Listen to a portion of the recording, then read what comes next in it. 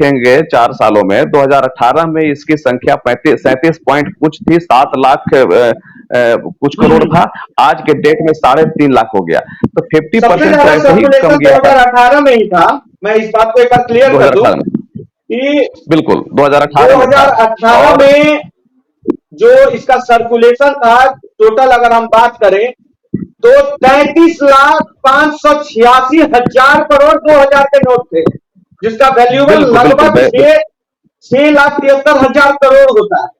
लेकिन 2023 में सर 2023 में तो ये मात्र 33% थे ना उसके। हाँ, मात्र तो 2023 में देखा जाए तो जो है वो क्या लगता है आपको कि डीमोनेटाइजेशन पे आम जनता पे कोई असर नहीं पड़ने वाला? नहीं, बिल्कुल आम जनता पर बहुत असर नहीं पड़ने वाला है। हाँ, थोड़ा डिजिटल लेन देन को बढ़ावा मिलेगा और लोग कंफर्टेबल होंगे। आज ऐसे भी देखा जाए तो डिजिटल लेन देन जो है काफी प्रचलन में आ गया है। और अगर इसको राजनीतिक नजरिए से देखा जाए तो केंद्र में बीजेपी की सरकार है और अब चुनाव भी आने वाला है लोकसभा का, तो अगर उस नजरिए से देखा जाए तो सबसे ज्यादा प्रभावित तो वो खुद होंगे। इसलिए हमें नहीं लगता है कि इसे राजनीतिक नजरिए से देखा जाना चाहिए। लेकिन एक सवाल है, जब राजनीति पे बात आ गई है तो एक कड़वे सवाल, इसी सवाल के जवाब को ना देने के लिए कई प्रवक्ता नहीं बैठे हैं और 6 नंबर खाली है। उस पार्टी का नाम आप लोग समझ सकते हैं, जितने भी व्यूअर्स एक बात को समझ लें। हम हर पार्टी से सवाल कड़े पूछते हैं क्योंकि हमारा फर्ज है पूछना। कहीं ऐसा तो नहीं कर्नाटक चुनाव का ये रिएक्शन हो? आदित्य पासवान जी, तो देखिए, तो मैंने शुरू में कहा कि ये बौखलाहट में लिया जाए। एक मिनट सवाल, बीजेपी को कहीं ऐसा तो नहीं लगा, क्योंकि चुनावी खेल पैसे का होता है और 2000 कर्नाटक के चुनाव में आप लोग लीड कर गए उस पैसे से, तो कहीं 2000 सबसे ज्यादा कांग्रेस के पास तो नहीं है? कौन कहता है कि पैसे के बल पे? किसने कहा कि पैसे के बल पे कांग्रेस ने चुनाव को जीता है? हमें धरातल से जनमानस का सपोर्ट मिला और हमें ये बड़ी जीत हासिल हुई। तो ये नोटबंदी से कांग्रेस पार्टी को कोई असर नहीं होने जा रहा है और आने वाले चुनाव में भी आप हमारा परफॉर्मेंस देखने जा रहे हैं। लेकिन जनता के किए वादे जो उन्होंने कहा था कि भ्रष्टाचार को खत्म करने के लिए 2016 में नोटबंदी किया जा रहा है और आज फिर यही एक्सप्लेनेशन दिया रहा है कि काला धन और भ्रष्टाचार खत्म होगा। तो ये मुझे बताएं कि क्या अपनी सरकार में, इनकी सरकार में भ्रष्टाचार बढ़ गया कि फिर से नोटबंदी करने की आवश्यकता पड़ी? इसका तो एक्सप्लेनेशन देना पड़ेगा ना।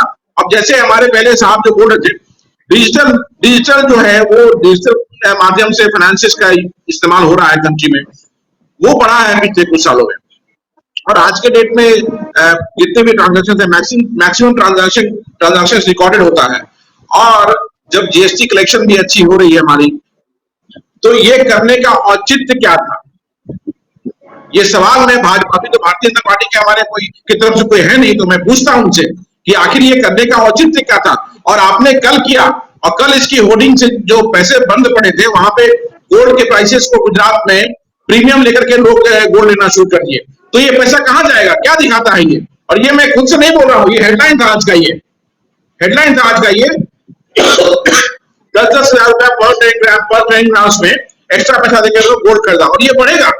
वही पैसा जो 2000 का नोट था वो गोल्ड में जाके पार्क हो जाएगा। तो कहाँ फायदा क्या होगा डिमोनेटाइजेशन का? इसका जवाब तो देना चाहिए ना। आदित्य पासवान जी ने बहुत अच्छा सवाल कांग्रेस के प्रवक्ता रहते हुए उठाया, और इस सवाल का जवाब हमारी जनता है वो समझे। सीधे तौर पे मैं समझाना चाहता हूँ इस चीजों को कि देखिए 2000 के नोट, जो नोटबंदी 2016 में हुई थी, जितने भी हमारे पैनलिस्ट बने हुए हैं, अगर वो हमसे असहमत हो तो वो बोल सकते हैं, उस बात को एकदम बता सकते हैं अपने निष्पक्ष तरीके से कि 2016 में जो नोटबंदी हुई थी उसका सबसे पहला कारण था भ्रष्टाचार को रोकने के लिए ही नोटों को बंद किया गया था। तो पहला सवाल कि जब 1000 के नोट बंद हुए तो 2000 क्यों आए? अगर मतलब ज्यादा बढ़ रहा था, आपको लगा मोदी जी 2023 में 7 साल लग गया इस बात को सोचने में कि 2000 के नोट को हम अगर मतलब पास किए, लाए, तो ये हमारी सबसे बड़ी विफलता साबित हुई। इसको समझने में 7 साल लग गया। देखिए आशुतोष जी, जैसे अभी थोड़ी देर पहले आपने कहा ना कि छापों में 2000 के नोट पकड़े गए, तो उसको बंद कर दिया गया। कल को अगर 100 रुपए के नोट करोड़ों में, अरबों में अगर पकड़े जाएंगे तो 100 रुपए के नोट आप बंद कर देंगे। ये कोई लॉजिकल एक्सप्लेनेशन नहीं है। कल को 2000 की जगह 3000 का नोट एक तरह से है। आदित्य पासवान जी, इस बात को समझे कि 2 लाख रुपए को अगर हम 1000 के बंडल में ले तो 2 बंडल नोट होते, 200 रुपए का 200 रखना होगा। ठीक है, लेकिन वही अगर हम 2000 का नोट एक ही बंडल में 2 लाख हो जाता है सर, तो अंतर तो है ही। वो दैट इज देयर, लेकिन इसका मतलब ये नहीं ना कि आप नोट बंद कर देंगे उस रीजन को लेकर के, वो कोई पॉइंट नहीं है। 2000 बता दूं, एक आंकड़ा दे देना चाहता हूं कि निर्मला सीतारमण जब वित्त मंत्री है, जब ये बात कांग्रेस द्वारा उठाया गया था 2019 में, 19 की बात मैं बता रहा हूं, तो निर्मला सीतारमण ने साफ तौर पे कहा था कि बैंक का, कि ये बहुत सारे लोगों ने भी, और मोहन सर इससे आप भी मानिएगा कि एक्सिस बैंक हो या किसी भी बैंक के एटीएम में 2000 का नोट नहीं मिल रहा 2 साल से। जब ये सवाल संसद के पटल पर रखा गया तो वित्त मंत्री का जवाब आता है कि जो बैंक है, बैंक स्वतंत्र है कि वो अपने एटीएम पैनल पे कौन से नोट को रख सकती है। उनके पास उस समय बस यही जवाब था कहने का कि बैंक स्वतंत्र है, वो जिस तरह के नोट 2000, 500, 1000, 100, 200, 50 जो भी रखना चाहे अपने एटीएम के पैनल में वो रख सकती है, उसके लिए गवर्नमेंट का के तरफ से कोई हस्तक्षेप नहीं है। तो सवाल ये उठता है कि निर्मला सीतारमण के पास ये डाटा 2019 में नहीं था। मैं बीजेपी के जितने भी लोग अभी हमें देख रहे हैं, खास करके वो प्रवक्ता जो 2:30 बजे तक थे, लेकिन जब डिबेट का टॉपिक समझे और एंकर समझे कि आशुतोष पांडे हैं, तो 6 नंबर खाली रह गया। आप जवाब देने के लिए आइए और जवाब देना चाहिए आपको। अगर आप सही हो या गलत तो कम से कम जनता के सामने पक्ष कर दिएगा। जब लॉजिकल एक्सप्रेशन मैं बोल रहा हूं का समय आता है तो उस समय तो बीजेपी के 2 प्रवक्ता आ जाते हैं तुरंत, लेकिन जब जनता की बात होती है, डीमोनेटाइजेशन की बात होती है, हक की बात होती है युवाओं की, जब आपकी घिरने की टाइम आती है तो पार्टी मीटिंग होने लगता है उस समय। Rather than addressing the problem of common people, जो बेरोजगारी की बात होनी चाहिए देश में, जो महंगाई जो बढ़ी हुई है उसके बारे में बात होनी चाहिए, ये एक नया स्कैम फिर खड़ा कर दिया गया है। अब 2000 के नोट निकलेंगे और वो गोल्ड में ट्रांसफर होंगे, प्लस ये एक नया स्कैम होगा। पिछली बार तो उनसे मैं जानना चाहूंगा, रमेश यादव जी, आपकी आवाज ठीक हो गई? आपकी वॉइस क्लियर नहीं आ रही है सर, इसीलिए मैं आपके पास नहीं जा रहा हूँ। थोड़ा सा देखिए क्या प्रॉब्लम है। चलिए मोहन सर से मैं एक सवाल पूछना चाहता हूँ। जैसे 33 जो आंकड़ा है, 3,62,000 करोड़ 2000 के नोट छापे गए लिक्विडिटी मेंटेन करने के लिए कि भारत की अर्थव्यवस्था बची रहे, वो फ्लो ऑफ करेंसी बरकरार रहे, अर्थव्यवस्था को पटरी पर लाने के लिए जो निर्णय। एक मिनट सर, सवाल पूरा। लेकिन 2000 के नोट को बंद कर दिया गया तो इससे क्या असर पड़ेगा?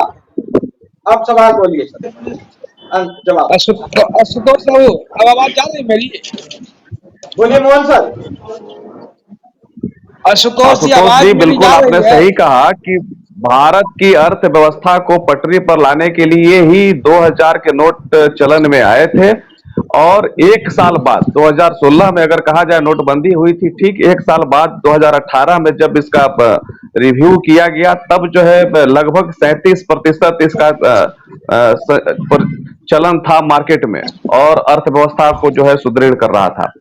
ठीक है, हर एक साल पर जब मार्च में रिव्यू होता है तो वह घटते क्रम में रहा, और वर्तमान में कहा जाए 31 मार्च 2023 को यह 10.7% रह गया है। तो ये जो है कहीं ना कहीं ऑब्जर्व हो गया है, बैंकों के पास तो वापस लौटे नहीं है। तो ये जो है ये निर्णय इसको ऐसे नहीं देखा जा सकता है कि इस कारण जो है बंद कर दिया गया है। कहीं ना कहीं जमाखोरी की अगर बात कही जाए तो निश्चित तौर पर अगर वैसे लोग जमा करने वाले होते हैं उनको सुविधा तो जरूर होती है कि बड़े नोट हैं तो उन्हें कम स्पेस में जो है वो संधारित कर लेंगे, लेकिन ये कारण नहीं हो सकता है कि इस कारण जो है इस नोट का प्रचलन। हाँ, धीरे धीरे ये पटकथा जो है जब रिजर्व बैंक ने नोट छापना बंद कर दिया था तो ये कहानी समझ में आ रही थी कि अब जल्द ही इस नोट को वापस करके बंद किया जाएगा। रमेश यादव जी, आपकी आवाज आ रही है? आवाज जा रही है मेरी? हाँ, तो सवाल आपसे एक है कि आरजेडी इस नोटबंदी को किस तरह से देखती है? पहले यही सवाल कर रहे हैं। 8 नवंबर प्रेम सही 2016 कर को। लीजिए सर, प्रेम सही कीजिए। आवाज नहीं जा रही है आशुतोष जी, आवाज नहीं जा रही है? आ रही है, आवाज आ रही है, प्रेम सही कर लीजिए। हाँ, बोलिए।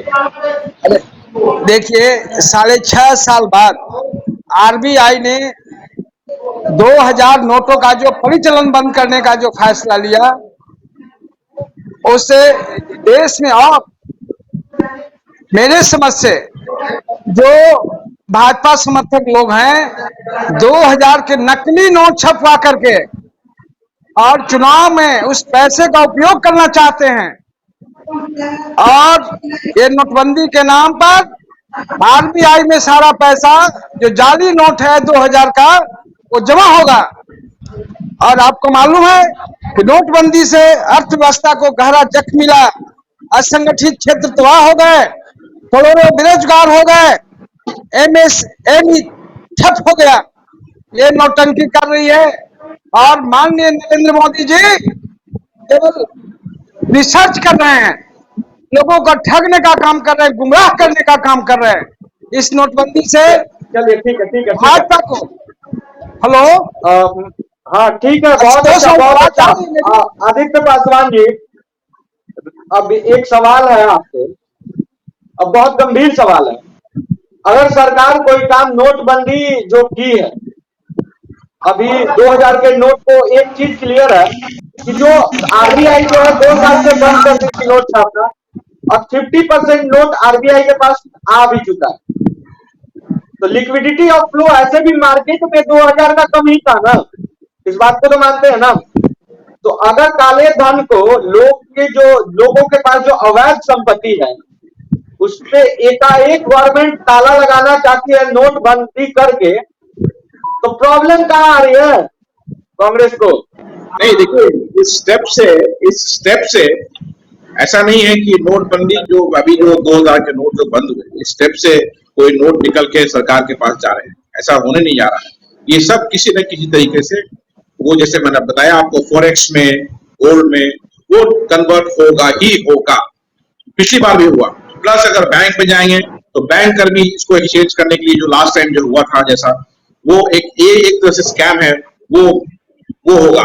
तो तो ये एक स्कैम है, इसको नहीं करना चाहिए था। प्लस आप ठीक है, जैसा मैंने पहले बताया कि जब डिजिटल लेनदेन से और जीएसटी से कंपनी की इकोनॉमी एक रोबस्ट तरीके से अच्छी चल रही है, तो ये इसको बीच में लाने की कोई आवश्यकता नहीं थी। यहाँ पे जिस प्रॉब्लम को एड्रेस करना चाहिए उस प्रॉब्लम को गवर्नमेंट बिल्कुल एड्रेस नहीं कर रही है, और ध्यान भटकाने के लिए बार बार ये।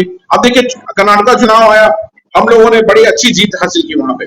अब सितंबर तक इन्होंने टाइम दिया है, अक्टूबर से फिर नोटिफिकेशन चालू हो जाएगा। एमपी है, राजस्थान है, छत्तीसगढ़ है, तेलंगाना चुनाव के बाद हम लोग 2024 चुनाव में घुस जाएंगे। तो ये सब प्लान्ड है राजनीतिक पार्टियों से दुश्मनी साधने के लिए, लेकिन इसका कोई मतलब नहीं है। जनता अब समझ चुकी है कि सर बीजेपी जो है वो क्या कर रही है। नोटबंदी, राजनीतिक पार्टियों के पास जो पैसे हैं, एक मिनट, आप ही के सवाल से मैं एक सवाल जोड़ देना चाहता हूँ कि मेरा सवाल पहले भी यही था जिसे आपने डिनाई किया।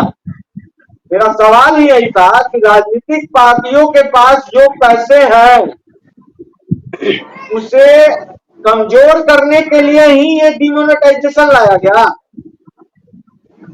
देखिए, राजनीतिक अगर तरीके से देखिएगा तो बीजेपी तो सरकार में है, बीजेपी का हर नुमाइंदा ये जानता था कि किस दिन लोग 2000 के नोट बंद होने वाले हैं, तो वो तो ऐसा तो है नहीं कि उनके पार्टी में ऐसा कोई बचा हो जिसको अब बैंक में पैसा देना हो। तो अब तो बैंक में जो भी पैसा होगा वो तो आरजेडी, जदयू, कांग्रेस और अन्य विपक्षी दल को ही ना देना है। अगर ज्यादा अमाउंट होगा तो आप तो दे भी नहीं पाइएगा।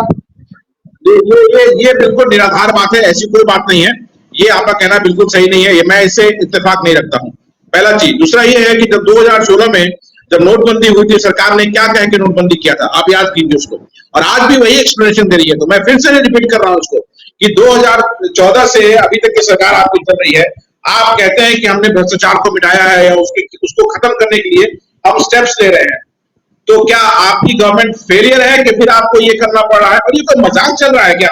बार बार आप नोटबंदी कर रहे हैं। कल आप 2000 की जगह 3000 का नोट लाएंगे, फिर 1 साल 2 साल बाद उसको बंद कर देंगे।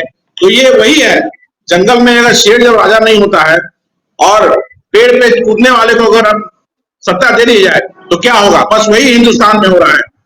और तानाशाही जिस तरह से चल रही है, जब जो मन आया कर दिया, ये कोई मतलब है? इस तरह सरकार चलती है? जिस स्थिति में सरकार को छोड़ के जाएंगे, ये आने वाली सरकार को, देश को वापस उठाने में बहुत दिक्कत होगा। तो हम इस बात से मैं बिल्कुल भी इत्तेफाक नहीं रखता हूं। मोहन सर। बिल्कुल आशुतोष जी, देखिए हर व्यक्ति का अपना अपना नजरिया होता है, और जहां तक हमारा मानना है कि ये नोट तो व्यापारियों को कहिए या संगठित क्षेत्रों में, ऐसा इसका तो कोई दुष्परिणाम होना ही नहीं है। हाँ, निश्चित तौर पर डिजिटल लेन देन को बढ़ावा मिलेगा। लेकिन एक सवाल उठता है सर, है वो निकल कि एक सवाल है सर कि पिछली बार जो 2000 में बोल गया, 1000 और 500 के नोट को बैंक में ट्रांसफर या फिर बदलने में आपने भी देखा किस तरह का बंडर बात चला। कई ऐसे मैनेजर और बैंक कर्मी रहे जो पैसे वाले हो गए। वही होगा तो वही होगा। आदित्य पासवान जी ने जो कहा कि ये तो जो नोटबंदी है ये करप्शन को बढ़ाने का एक नया जरिया बन गया है। और दूसरी बात मैं बता दूं, विश्व में पहला देश भारत है जिसने 7 साल में ही अपना करेंसी को बंद कर दिया।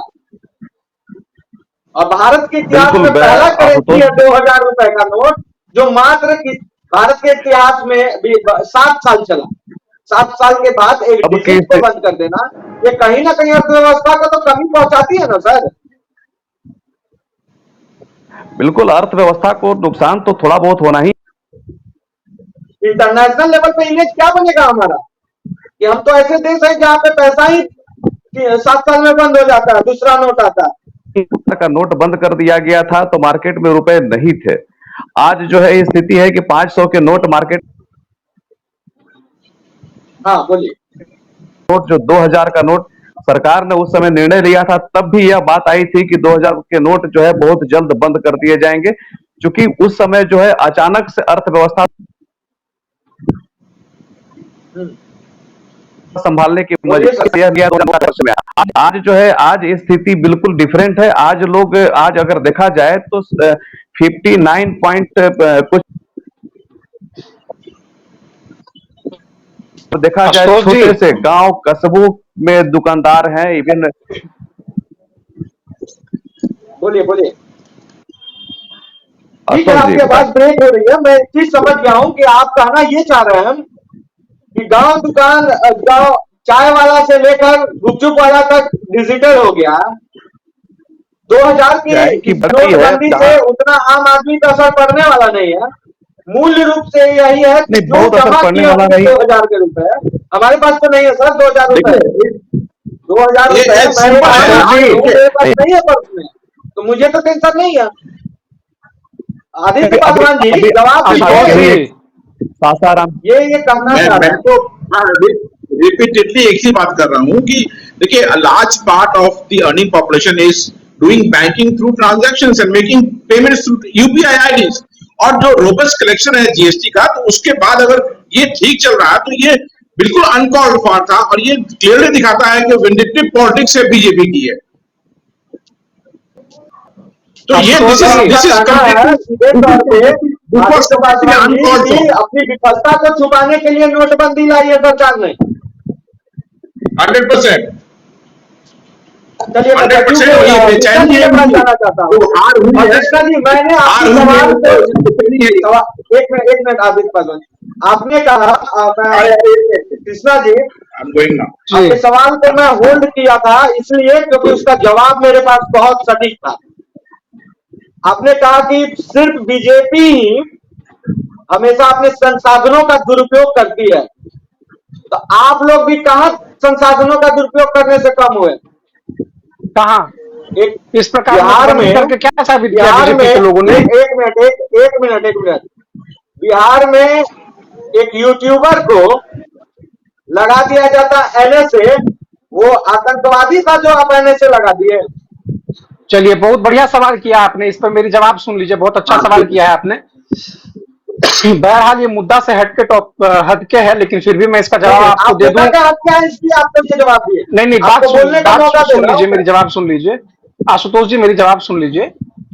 लोकतंत्र में मीडिया बंधुओं को चौथा स्तंभ कहा गया है, और मीडिया का काम क्या होता है? अगर कुछ गोदी मीडिया को अगर छोड़ दें तो मीडिया का काम यही होता है कि वो स्पष्ट तरीके से किसी भी घटनाओं में बिना मैनिपुलेशन के जनता के बीच जाकर के चीजों को स्पष्ट रूप से रखे। दूसरी चीज, आपने कहा एनएसए लगाने का बात, जो मामला कोर्ट में होता है, जो मामला न्यायालय के शरण में होता है, मैं समझता हूं उसमें सरकार का कोई भी दायित्व और कोई भी हस्तक्षेप नहीं चलता है। तो अगर कोई भी व्यक्ति कोई भी व्यक्ति यूट्यूबर हो, न्यूज चैनल से सरोकार रखता हो, अगर वो जनता के बीच विभाजन करने का प्रयास करेगा, अगर वो गलत तरीके से न्यूज फ्लैश करने का प्रयास करेगा, तो निश्चित रूप से इस पर कार्रवाई होगी। और हमारी सरकार, आशुतोष जी, कार्रवाई करने के लिए जानी जाती है। हमारी सरकार निरंतर कार्रवाई सुनिश्चित करने के लिए जानी जाती है। कोई भी व्यक्ति अगर न्यूज चैनल से सरोकार रखेगा या यूट्यूब से सरोकार रखेगा और वो ये चाहेगा कि बिहार में हम विभाजन ला दें, गलत न्यूज दिखा करके जनता में द्वेष पैदा कर दें, तो हमारी सरकार, आशुतोष जी, मैं पूरी जिम्मेदारी के साथ आपके चैनल के माध्यम से स्पष्ट कर देता हूं, हमारी सरकार इस चीज को बर्दाश्त नहीं करेगी। थोड़ा सा समय और दीजिए आशुतोष जी, थोड़ा सा समय और मुझे दीजिए। एक सवाल का, ठीक है जी, उसने जो किया, गलत किया, सही किया, ये कोर्ट का विषय है, लेकिन एनएसए किसने लगता है सर? ये पता है आपको? नहीं, पार्टी को पता होनी चाहिए। अगर आप उसे जर्नलिस्ट बोलते हैं, सबसे पहली बात की वो जर्नलिस्ट नहीं, एज ए यूट्यूबर थे, तो एक यूट्यूबर, एक आम आदमी पे एनएसए लगना बहुत बड़ा बात होता है सर। एनएसए आप लगाते हैं, उस देश का वो नागरिक है, और आप उस पर कार्रवाई कर सकते थे, क्यों नहीं कार्रवाई किए? नहीं, बिल्कुल बिल्कुल एक बहुत बड़ा कार्रवाई, सरकार है आपके पास, प्रशासन है आपके पास, आप कार्रवाई क्यों नहीं तो हो रहा है? आपसे कार्रवाई तो हो रहा है, सजा देते, नहीं, सरकार के लेवल से जो कार्रवाई होनी थी वो कार्रवाई सुनिश्चित हो गई। हमने किसी को बचाया है क्या? हमने फंसाया है क्या? सरकार के लेवल से जो कार्रवाई होनी थी, कार्रवाई सुनिश्चित हो गई। मामला न्यायालय के शरण में है। न्यायालय के शरण में यही बोलता हूं, थोड़ा सा लैक ऑफ नॉलेज, थोड़ा सा मुझे समय दीजिए। लैक ऑफ नॉलेज नहीं, एनएसए जो है, एनएसए हमेशा सरकार की तरफ से लगाया जाता है और उसमें अपील होता है सर। बिल्कुल, हम इस बात को कहा, हमने तो पहले भी जवाब देना पड़ता है। नहीं, हमने पहले भी कहा कि एनएसए लगाया गया है, और किस लिए लगाया गया है मैंने ये भी आपको स्पष्ट किया। दूसरी बात, अब मैं कह रहा हूं कि फर्दर मामला है, तो इसमें फिर हमारी को कहां से आता है? हमने फंसा दिया, हमने किसी को बचा दिया। एक second, senior journalist Mohan sir के साथ जाना चाहता हूँ। 30 साल से ज्यादा समय से ये बिहार में कार्यरत है एज ए जर्नलिस्ट। कई ऐसे बड़े संस्थान रहे जिनमें कई ऐसी बिहार की राजनीति को शायद इनसे ज्यादा कोई जर्नलिस्ट समझ सके। सर, क्या लगता है कि जब भी किसी की सरकार रही है, उसने अपनी शासन प्रक्रिया का दुरुपयोग किया है कि नहीं? देखिए, अगर इसको यूं शब्दों में कहा जाए तो दुरुपयोग जैसा शब्द हम लोग इस्तेमाल नहीं कर सकते हैं, लेकिन हाँ, कहीं न कहीं जब तत्कालीन विपक्ष के द्वारा ऐसा आरोप लगाया जाता है और सरकार की तरफ से कोई जवाब नहीं मिलता है, और कहीं न कहीं जब उसकी भी पड़ताल होती है तो दुरुपयोग का मामला सामने आता है। और यह माना गया है कि आज नहीं, आजादी के बाद से ही ऐसा प्रचलन चलते आ रहा है। खैर, ये लोकतंत्र की खूबसूरती भी है, एक दूसरे पर लोग आरोप लगाते हैं और यूं कहा जाए कि लोकतांत्रिक प्रक्रिया के तहत सब लोगों को आजादी है। रही बात, जो भी बात हो रही थी यूट्यूबर मनीष कश्यप को लेकर के, तो देखिए संविधान का धारा 19(1) के तहत पैराग्राफ जो है 1 to 16 तक के जो है अभिव्यक्ति की आजादी की स्वतंत्रता प्रदान करती है। और लेकिन फिर भी हमारे यहाँ कॉन्स्टिट्यूशन में कुछ मानक हैं और मैं आपको यहाँ करेक्शन करना चाहूंगा कि जो यूट्यूबर मनीष कश्यप पर एनएसए लगाया गया है वह बिहार सरकार का कतई डिसीजन नहीं है, वह तमिलनाडु सरकार का है, क्योंकि मामला भी वहीं से आ रहा था और जांच का विषय बिहार है। सरकार नाम नहीं लिया हूं सर, मैं कहा हूं कि सरकार ने कोई भी सरकार लगाई हो तो एनएसए लगाना तो बड़ा काम उतना नहीं था। बिल्कुल, मैं यही बात, उसी बात पर आना चाह रहा हूं। मैं यह कह सकता हूं, दावे के साथ कह सकता हूं कि यह जो है एक अभिव्यक्ति की आजादी तो ऑलरेडी कॉन्स्टिट्यूशन देता है। हाँ, ये निश्चित तौर पर कहीं न कहीं किन्हीं लोगों को पीड़ा होती है कि जब हम किसी चीज को पब्लिक डोमेन में कश्यप के ऊपर तो सुप्रीम कोर्ट ने उसको होल्ड कर दिया। तो कोई भी व्यक्ति अगर सरकार में सवाल उठाता है तो इसका मतलब आप सुप्रीम कोर्ट पर सवाल खड़ा कर रहे हैं। नहीं, सवाल नहीं खड़ा कर, सवाल नहीं मान, हमेशा से न्याय सुप्रीम कोर्ट जो है वो हमेशा सुप्रीम रहा है और हम जब भी करते हैं सवाल करते हैं सर, हम तो आपसे पूछ रहे हैं, आपने जो कहा उसी से जुड़ी हुई एक सवाल उठाइए और पूछना आपसे, सरकार से पूछना, कोर्ट से पूछना नहीं हुआ। नहीं, बिल्कुल आपके लिए राइट टू सर्विस एक्ट में आता है सवाल पूछना। आपने डिबेट में बैठे तो आपसे सवाल तो हम पूछेंगे। नहीं, बिल्कुल हम सवाल से भाग भी नहीं रहे हैं सर, हम यहाँ बैठे हैं आपके सवालों का जवाब देने के लिए, हम यहाँ सवालों का जवाब देने के लिए ही बैठे हैं। आज बीजेपी वाले मित्र चले गए, लेकिन हमारा काम ही है जनता के सामने स्पष्ट तौर पर हर बात को रखना। हमारे साथ आशुतोष जी, बोलिए सर। आशुतोष जी, एक मिनट का मुझे समय दीजिए।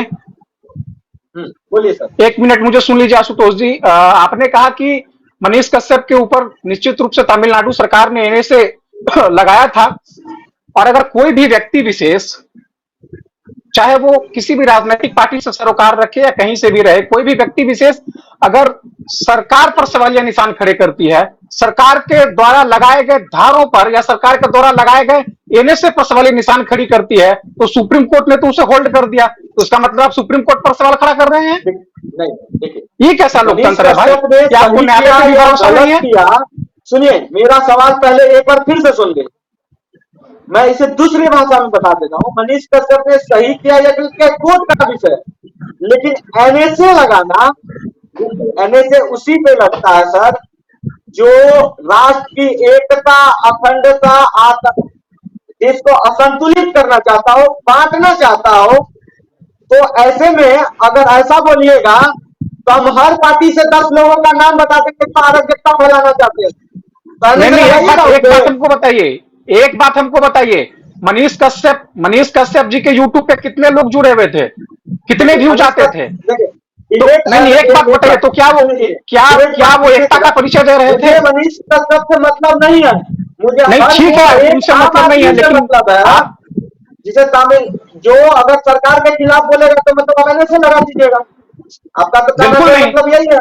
नहीं बिल्कुल नहीं, आप सरकार बिल्कुल नहीं, आप ये नहीं आशुतोष जी, आपको मैं करेक्ट कर दूं, लगाएंगे इसका मतलब है नहीं आशुतोष जी, मैं आपको करेक्ट कर दूं, एनएसए उसी पे लगता है जो एकता को खंडित करने का प्रयास करता है, महबूबा मुफ्ती सुनिए, एकता को बांटने का काम करता है। फिर हम बात कर दूं आपके चैनल के माध्यम से, जो भी व्यक्ति किस पार्टी से आप सुनना चाहते हैं उन नेता का नाम जो आरक्षण, नहीं मेरी बात सुन लीजिए ना, जो विरोधाभास समाज में उठाते हैं, तो आप उनके भी एनएसए लगाइए। सरकार तो प्रतिबद्ध है भाई कार्रवाई करने के लिए। बोलिए सर। जो भी व्यक्ति, आप ये जान लीजिए, जो भी व्यक्ति बिहार में जो भी व्यक्ति बांटने का प्रयास करेगा, यहाँ की एकता को बांटने का प्रयास करेगा, निश्चित तौर पर आपके चैनल के माध्यम से स्पष्ट कर देता हूं, कार्रवाई उस पर सरकार के स्तर से सुनिश्चित कर दी जाएगी। कम होनी चाहिए। मैं भी ऐसे लोगों के सपोर्ट नहीं करता हूं, लेकिन अपने देश के हर वो युवाओं से मैं कहूंगा कि सबसे पहली बात कि आप अगर कुछ भी बोले तथ्य होने चाहिए आपके पास। लेकिन सवाल उठता है कि तमिलनाडु की गवर्नमेंट भी तो कहीं ना कहीं अपनी शासन प्रणाली, अपनी पावर का कहीं ना कहीं उपयोग स्मार्टली किया। ये तो सवाल उठेगा ही ना, ये तो भारत के इतिहास में दर्ज होगा सर कि स्मार्टली किस तरह से पावर का दुरुपयोग किया जाता है। कल जाके आप मैं इसमें इसी पे भी कह सकते समय हैं लूंगा। वैसे तो। आशुतोष जी अभी हम लोग थोड़ा डिविएट करके अपने टॉपिक से जिस पे शुरू किया था हमने, पर लेकिन मनीष कश्यप की बात आई तो चूंकि हम भी सरकार में हैं, महागठबंधन सरकार में, तो भाई साहब ने बिल्कुल सही कहा कि जो भी विभाजन करने का प्रयास करेगा उसके खिलाफ सरकार विधि उसके खिलाफ कार्रवाई करेगी। मनीष कश्यप ऐसा व्यक्ति जो एक पत्रकार नहीं है, यूट्यूबर है, उसने विभाजित देश में रहते हैं और एक ऐसी आग लगाने का प्रयास जो बिहार और तमिलनाडु से निकल करके पूरे हिंदुस्तान में लगता, तो आज जो एनएसए की जो आप बात कर रहे हैं कि उस पर गलत तरीके से लगाया गया, वो बिल्कुल सही हुआ है। ऐसे व्यक्ति को मनीष कश्यप क्या उसके तरह कोई और भी व्यक्ति हो जो विभाजन करना चाहता हो राज्यों में और लड़ाई लगवाना चाहता हो, उस पर एनएसए लगना ही चाहिए और वो साबित करे। निश्चित रूप से वोट की प्रणाली है, साबित करे वो ना, साबित करे, लेकिन गलत बर्दाश्त नहीं किया जाएगा। सर मेरा यही तो सवाल है, मैं यही मेरा सवाल मैं अनुरोध करता हूं कि अब हम लोग मेरा सवाल ही ज्यादा बेहतर होगा कि मनीष कश्यप ने गलत किया, मनीष कश्यप पे एनएसए लगा, तो महबूबा मुफ्ती छोड़िए मनीष ऐसे कई नेता हैं जो गलत बोलते हैं, उन पे एनएसए कब लगाएगी सरकार? टॉपिक पे आइए आशुतोष। भाजपा में तो भरे पड़े सर, भारतीय जनता पार्टी में वैसे नेता भरे पड़े हुए हैं जो देश को विभाजित करके सत्ता में बने रहने का काम कर रहे हैं। तो आप इंतजार कीजिए कि नेता जब भी बोले तो वो नहीं होता है। और एक छोटा सा यूट्यूबर बोल दिया तो आप एनएसए लगा दिए। अरे महबूबा मुफ्ती पे लगाइए एनएसए, वो तो कहती है कि पाकिस्तान देश में जो विभाजन करके धर्म के नाम पर ओवैसी पे एनएसए लगना चाहिए। वो हिंदू और मुस्लिम में कितनी बार ऐसा पकड़ाऊ भाषण देता है जिससे कि कुछ हो सकता है, लेकिन उसमें एनएसए नहीं लगता सर। सवाल एनएसए लगाने की बात कर रहे हैं, एनएसए लगाने की बात नहीं कर रहे हैं, ये एक तरफा बात नहीं करें। अगर आपको करना है तो दोनों तरफ। मैं देखिए मैं बोल रहा हूँ कि अगर गिरिराज सिंह भी गलत बोले तो गिरिराज सिंह पे भी एनएसए लगना चाहिए, बिल्कुल लगना चाहिए। और आने वाला समय जवाब इनको मिलेगा, आने वाला समय बताएगा और जवाब इन्हें मिलेगा कि अब देखेंगे। अभी तो दुरुपयोग कर रहे हैं सत्ता का ना, लेकिन कब तक करेंगे? चैनल है जो सच बोलता है। आप इस चीज को नोटिस किए होंगे कि वो चाहे बीजेपी हो, कांग्रेस हो, जदयू हो, आरजेडी हो, जो सच रहता है हम उसके साथ रहते हैं। गिरिराज सिंह गलत कर रहे हैं तो उन पे भी लगाइए। मनीष टॉपिक पे आते हैं आशुतोष जी, टॉपिक पे आते हैं। हाँ टॉपिक पे आते हैं हम। Mohan sir last comment, final comment लेंगे। एक बात करना चाहूंगा मैं आशुतोष जी, 1 मिनट का समय अगर मुझे आप दें तो मेहरबानी होगी। 1 मिनट सर, मैं आपके पास भी आऊंगा पहले और एक एक करके मैं आऊंगा। वाइंड अप कमेंट है कि देश में जो ये 2000 के नोट बंद हो रहे हैं,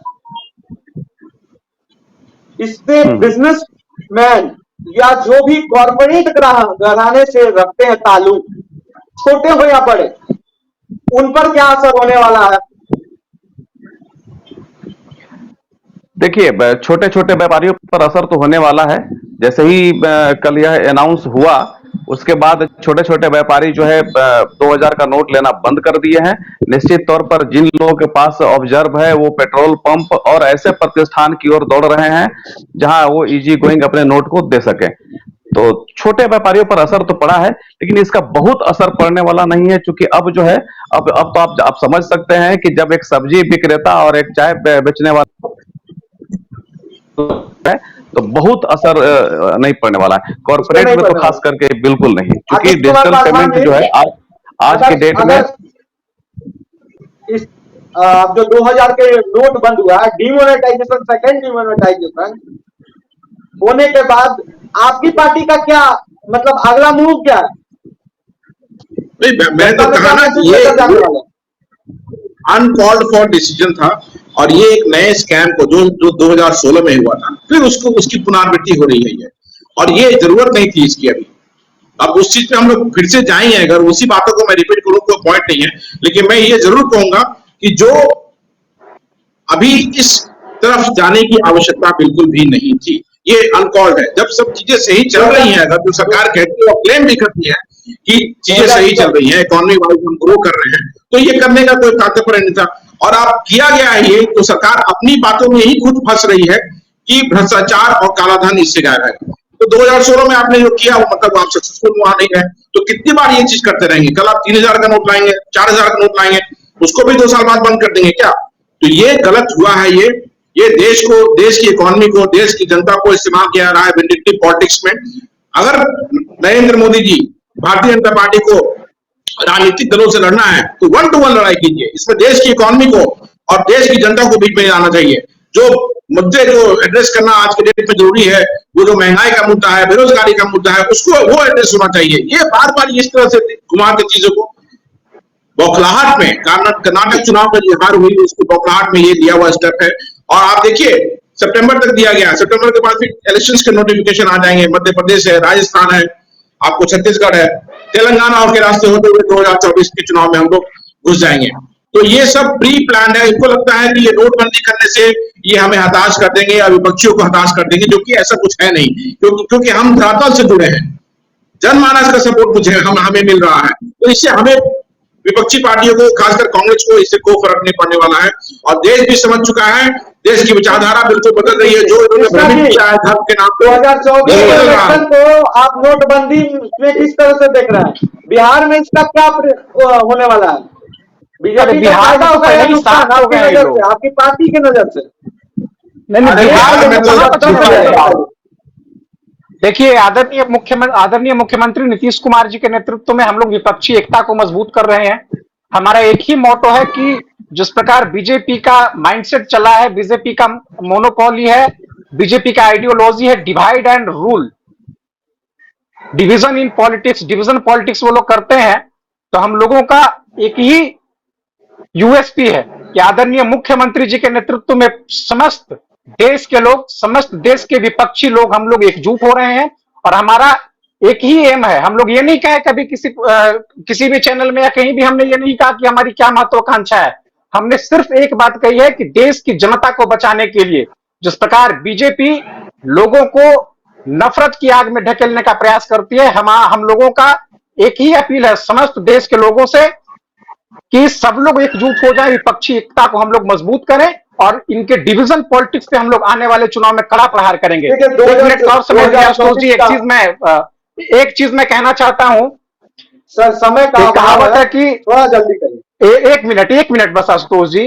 कहा गया है कि देश लूट कर लुटेरा भागा, देश लूट कर लुटेरा भागा, सोता चौकीदार, कुछ भी पूछो एक ही नारा, नेहरू जिम्मेदार रे भैया, नेहरू जिम्मेदार।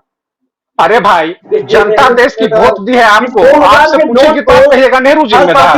अपने 2000 नोट की बंदी को हर पार्टी अपने तरीके से देख रही है। जहां कांग्रेस इसे एक तरह से खिलवाड़ बता रही है और कह रही है कि विफल है, 2016 भी विफल था, 2023 भी विफल है, इसका परिणाम कहीं ना कहीं 2024 में ना मिले। और आप देख सकते हैं कि डिबेट में 6 नंबर तो खाली ही रहा, बीजेपी जवाब देने नहीं आई। लेकिन सवाल ये नहीं उठता है कि बीजेपी जवाब देने आई या नहीं आई, सवाल उठता है कि 2000 का नोट अगर आपके पास है तो हर सवाल का जवाब इस खबर पक्ष के पास है। आप हमारे पैकेज को देखें, समझिए, अगर आपके पास कितना भी नोट हो, घबराए नहीं, टाइम बहुत है। आपका जेन्युइन पैसा होगा तो आप जरूर उसे डिपॉजिट कर सकते हैं। आप आम आदमी को कोई प्रॉब्लम नहीं है, आम आदमी के साहूकार से पहले वाली बात नहीं है कि आपको लाइन में लगकर बैंक जाना होगा, लेकिन इकोनॉमी पे असर जरूर पड़ेगा। इकोनॉमी से रिलेटेड बड़े खबर के लिए बने देश के सबसे बड़े इकोनॉमिस्ट खबर पक्ष पे आज रात 9 बजे सबसे धन्यवाद सर, आप लोग सभी को जुड़ने के लिए हमारे साथ। ऐसे ही तमाम बड़े खबर के लिए बने रहे खबर पर।